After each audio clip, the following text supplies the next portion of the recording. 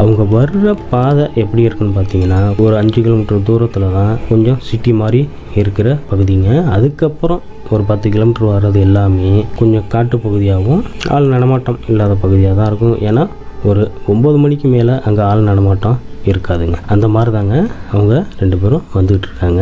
அப்படி வந்துட்டு இருக்கும் பொழுது பார்த்தீங்கன்னா, அந்த சிட்டியான பகுதியெல்லாம் தாண்டி அவங்க தங்கியிருக்கிற அவங்க வீட்டுக்கு போகிற அந்த வழியில தான் வந்துட்டு இருக்காங்க. வந்துட்டு இருக்கும் பொழுது அந்த குறிப்பிட்ட வழியில வரும் பொழுது இரவு மணி 10 மணி இருக்குமாங்க. கொஞ்சம் தூரம் வந்திருப்பாங்க. அவங்க வர்ற வண்டி திடீர்னு ஆஃப் ஆகுதுங்க. கணேசனுக்கு கொஞ்சம் ஒரு மாதிரி ஆச்சரியமா இருக்கு. என்னடா இது புது வண்டி, எப்பொழுதும் நம்ம வந்து டேங்கு ஃபுல் பண்ணி தான் வச்சிருப்போம், என்னடா திடீர்னு ஆஃப் ஆயிடுச்சு அப்படின்னு சொல்லிட்டு மறுபடியும் ஸ்டார்ட் பண்ணி பார்க்குறாரு. ஸ்டார்ட் ஆகலங்க. அப்போது பார்த்தீங்கன்னா கணேசனோட மனைவிக்கு அங்கே என்ன நடக்குதுன்னு பார்த்தீங்கன்னா, வண்டி ஓரமாக நின்றுட்டு இருக்காங்க.